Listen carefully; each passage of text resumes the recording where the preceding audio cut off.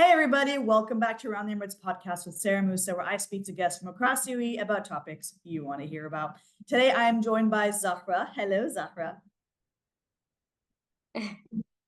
So Zahra is an incredible artist who focuses specifically on muses by Islamic architecture and even wildlife. And I really want to share your story with everybody, Zahra. Please tell me your background and why you chose to become an artist. Okay, so I grew up, so I was born and raised in Bombay. After which I moved to the UK for my undergraduate. I did my undergraduate in economics, trade economics. Um, got a job in banking after that. So I was a banker for about 4 or 5 years. So had no relation to the art world whatsoever. My only relation to the art world's entire time was that my mom was an artist. Nice. But it was just observational art completely. Never got my hands dirty. None of that. And then I met my now husband, and decided to quit my job in London and move to Dubai. But there was a small period in the middle of that time where I spent some time with my parents back home. And in that interim time, my mom's sketchbooks and stuff were lying around. So it was just one of those things that, you pick up and you're like, oh, let's try this today. Like a little doodle here, a little doodle there. And I started getting into it. And I couldn't put it down. And to the extent that I came to Dubai, moved to Dubai, I got a job in banking, but every day I would come home and I would be drawn to my artwork, and that's all I wanted to do. I would go to sleep thinking about it. I would wake up thinking about it. And it got to a point where I didn't want to go to work. I wanted to spend that time creating and doing more and doing more and doing more. And at one point, I was talking to my husband, and we just kind of came to this point where he was like, why don't you take a chance on yourself? This is clearly your passion. You found your passion, stick to it. And that's when I started my first collection. And a few months later, I did my first show at World Art Dubai in Dubai. And that's how my journey started. Well done, honestly. That's amazing. The fact that you had such a strong support system to able to move from Yeah. one totally different sector to the other is Yeah. amazing. And the fact that you what I love is that your passion came organically. You weren't Yeah. to go into the profession and thought, okay, there's like a family company, for example, that you have to maintain. It's no, I Yeah. went to sleep every night thinking I really want to do more arts. That's amazing. Thank But of course, you just said it yourself. Like you just opened your first show in Dubai, which is fantastic. I mean, I imagine there's a lot of kind of challenges that you had to go through to get to that point. Yeah, I mean, the biggest challenge that I faced, this is now 8 or 10 years ago almost. And then at that time, it was more of a mental challenge. The challenge was with myself more than anything else, right? Because at that time, all I knew was a certain sector. All I knew was banking. All I knew was math. Right. And I was confident about the fact that I knew that. And this is a completely like different genre. One is people going to receive it. The change in my profession, the sudden, oh no, but I'm gonna try and make it as an artist. Like how are people going to respond to my artwork? Um, all of that. I mean, it was a very mental challenge with myself as opposed to anything else. Getting in, obviously getting your foot in the door is obviously the hardest thing you do in the art world. And I have to say that Dubai was a very welcoming market for emerging artists. And at that time, 10 years ago, I'm not sure how it is if I was starting out again today, because there is a lot more that is going on than there was 10 years ago. But at that time, it was a very, very welcoming space. And even when I applied for World at Dubai, it was send in your pieces, and like we'll have a look. Our curators will have a look, and we'll give you a call back. And I didn't hear back for 2 months, 2.5 months. So I was like, okay, I mean, it's my first try, and like it's fine. And then I got a call, and they were like, actually, the curators really liked your work. So it gives you that validation. But yeah, the hardest part about any new profession, any new venture is starting, right? The Of course. beginning is the hardest part. But yeah, that was my biggest challenge. I see, and I know that. I mean, I've taken a look at your Instagram page, and you're incredibly talented. You know, you don't need to hear that from me, right? And the way that you just the attention to detail is phenomenal. I mean, I know that I've seen that you have a specifically you love to look into wildlife and Islamic architecture. So, talk to me a little bit about that. Why are you? What is so inspiring for you about using those two kind of focus points? With the Islamic architecture is the easier part. The wildlife part is the harder part. So I'll come back to it later. But the Islamic architecture part, so it's not only Islamic architecture.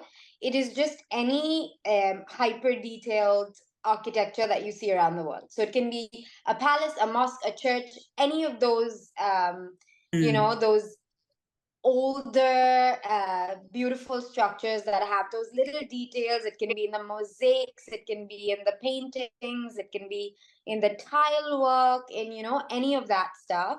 It's always attracted me, even as a child. Like, I could sit in one of these old or these state of the art mosques that we have today, but also the really old 15th century, 16th century palaces that we have in India. I could sit there for hours and I could just stare at the walls. It baffles me how way back in the day they were it that kind of detail at that kind of level and that kind of scale, and that has always attracted me. So that has been my inspiration from day one. With the animals, it's a little bit difficult to explain. It was just like I want to say it was a muse. Like, it's very difficult to explain it. It was just something that I was attracted to, and specifically lions and the big cats. So you'll see my work mainly has lions, or I've done a few tigers and wolves, but mainly lions. And it's just an attraction that I have to how beautiful that creature is. I don't know. It's difficult to explain for me. No, I mean, you just explained it perfectly. The fact that something attracts you from the heart Yeah. so much, and the fact that it's like tight, like you're not describing an easy animal to draw or to create art out of. Like this isn't like an outline of like a cat in your house. This is Yeah. one of Yeah. the wildlife kingdoms. That's fantastic. So having spoken about your vast experience across like a diverse kind of like range of focus areas of art, has there been any kind of specific experience or maybe a specific type of artistic kind of process that was unexpected or just like insane or like something that just really made you laugh throughout this process? So I think it happened a couple of times during the last few years. Is I was asked to do my painting. So my paintings are usually like, I don't know, somewhere between the 5 feet, 6 feet mark in terms of size. But I dabbled a little bit into murals and large scale works, and I think that shocked me as much as it shocked other people, and like just the awe of doing something at that scale. So if you go to the junction, I don't know if you've been lately, but the junction in Al Sakal Avenue, it's a local theater, and I did a mural at their entrance, and that is one of my lines, is one of my signature lines, with a mandala, detail work in the background. And I managed to create something that was, I think it was 10 feet by 11 feet. And for me, that was crazy. I spent 1 month on a ladder, which was phenomenal as an experience for me. And I absolutely loved it. And it looks for me, it's one of my favorite pieces. And that set the ball rolling actually for other bigger artwork. So the next one that I did that was at that scale was actually not a mural. It was a canvas. It was a painting that I did, and it was 10 feet by 12 feet. So it was even bigger. Wow. Um, but but yeah, that's it's. I don't know if that's crazy, but it Oh, was it's one of the crazy. hyper. of my career. Yeah. No, I mean, very few people can say they spent a month on a ladder painting a massive, kind of wall Yeah. mural Yeah. of art. So It was fun. Yeah. definitely shows your uniqueness. Thank you for sharing that story. I couldn't imagine myself doing that, so well done. But it's been awesome hearing about your experience and how you have given so much love and passion and just energy, positive energy to your art pieces, and you're such an inspiration. The fact that you, like, I know on your Instagram, you actually take people through the finer details of the process of how you create your art, and it's just beautiful. Yeah. So for people that are trying to kind of up and coming artists, people that are trying to, be inspired by you and are maybe too scared or don't have the confidence to get into the art industry, what would your word of advice be for them?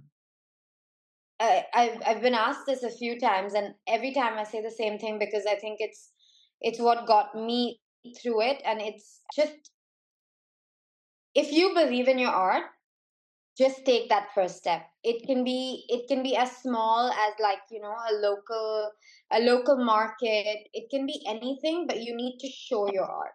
You need to put yourself out there.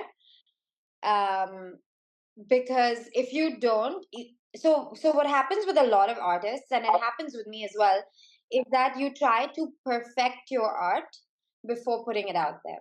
And the thing with Mhm. art is that it's never going to be perfect in your eyes. So especially with, like, the kind of work that I do, I can do detail on detail on detail on detail, and can go on forever and be like, oh, it's not complete yet, oh, I don't like it yet, it goes Mm. on, and it's only an artist who understands that, because we have a critical eye for our work. So my advice would be, when you've completed an art piece, believe in it and put it out there. Like, you have to show your artwork. You have to invest a little bit in yourself, in initially, to show it to the rest of the world. Once you do, it's so worth it. It's so worth it.